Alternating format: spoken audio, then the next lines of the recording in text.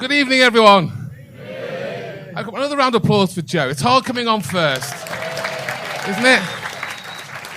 I mean, I must admit, I like it when a comedian comes on first and he's good, because, you know, basically I'm not very good at this, and I need all the help I can get. I need an audience ready, because a few weeks ago I was doing a gig, and the act before me was so bad that halfway through my act, people were still booing. And towards the end of my act, people were walking out on him. Now, has anyone here worked for the HMRC? You know, the tax people. Anyone here work for them? I don't know why I'm asking, because if you asked that question to them, they're so fucking stupid, they wouldn't even know. I had to ring them the other day. It took me 45 minutes to get through to the right person, because I had to fill out this form for tax. Now, the problem was, I lost my password. Now, like most websites you go on, you can press a button, can't you? Say, you know, you've forgotten password, press, and they send you a new one. Not HMRC, because they are basically the MI5 CIA, and they trust no one. So I'm speaking to the guy. He is, as Liverpool know, a knobhead. I said to him, I need a new password. No problem, sir. We'll send you one in the post. I said, first problem. I moved house about 6 months ago. Is there any other way? No, sir, there isn't. Well, you can send me a text with a code, and I can ring you with the code. Your phone might get intercepted. I said, how about sending me an email? No, because an email can be intercepted. Well, so how do you want me to do it? Well, we'll send it to your address. I said, look, I've moved. He says, did you not put the new address on the form? I said, that's why I need the password to change my address. He says, well, could you go to your house and wait for the postman and intercept the letter? I said, there's got to be some other way. He goes, I can only post a new password out to you. I said, well, if I don't fill out this form, will I get fined? He goes, oh, yes, you will get fined. And how will you get the fine to me? He said, we'll post it to you. So good luck with that, mate. No, I'm not being well. I've had a few surgical procedures. Anyone here had an endoscopy? Anyone know do you know what an endoscopy is?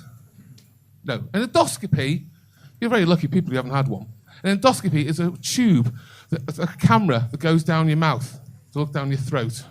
Who said that? You've had one. You forgot all about it. I don't know how you can forget that. Well, I have to say that the doctor who was doing mine did need a bit more better bedside manner. Because I'm sitting there and you've got your mouth open, and he comes towards you with this tube, and he says, open wide, about to come in your mouth. I have to say I found that hard to swallow, I have to say. But then, after that, they decided for me to have a colonoscopy. And, there's people here who've had a colonoscopy. You've had one? Not you. Anyone here on the front row, anyone had a colonoscopy? You're not sure? You would know, mate. You would know. This is where they insert a tube the other end. It's a camera up the arse. Who's on Facebook? Yeah? This is the ultimate selfie. But you can't have a colonoscopy until you had your stomach removed of everything. You have to have a clean stomach. And you get this liquid. This liquid you have to drink. It's 2 litres of a thick, gooey liquid. I can tell you, it tastes a bit like goat phlegm with toilet duct, but with a hint of lemon. And you have to sip this, and you have to have so much every 15 minutes. And you've got 2 litres, and it's lukewarm. It is disgusting. Now, stupidly, I looked inside the leaflet. Anyone done that with tablets? Look at the leaflet, look at the side effects. Yeah. One of the side effects was, you may get a watery stool. No shit, Sherlock. It's like saying, if I go up a ladder and jump off, I might hit the floor. So, if you've not had one, this is like a nuclear explosion out your arse. Everything comes out. Everything you've eaten ever comes out. You're still drinking the liquid while it's still coming out. There's stuff coming out that I've never even seen or eaten in my life. But it does give you a nice clean colon. So I thought of a game show. Get a photograph, you can put in how clean is your colon. Now, unfortunately, I've also had my prostate checked. Prostate done. Anyone here had that? What's your name? John, have you had a prostate done? What's your name? Have you had your prostate checked? I'm happy to check. You're a very young man, very young audience. You probably haven't had your prostate done. I'm old. I have had to have my prostate done. And I remember the day. Because the only way you can check your prostate is a finger at the butthole. That's how they test the size. So I'm in my gown, lying on the slab. My knees are up to my chest, up to my chin. Consultant comes in, and you can hear him behind me, putting the rubber glove on. I am already swelling up. I'm about to cry. And he starts lubricating.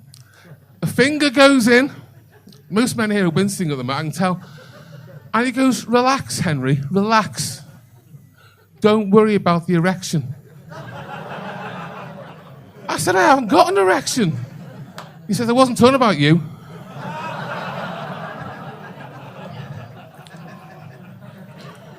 I mean, I must admit, I did try to relax. Until I realised that both his hands were on my shoulders.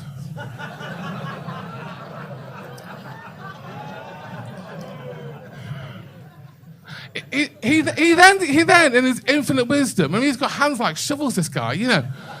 Wouldn't be about my little tiny hands. He had the shovels. He puts 2 fingers up. I go, "What the are you doing?" He goes, "I'm going for a second opinion."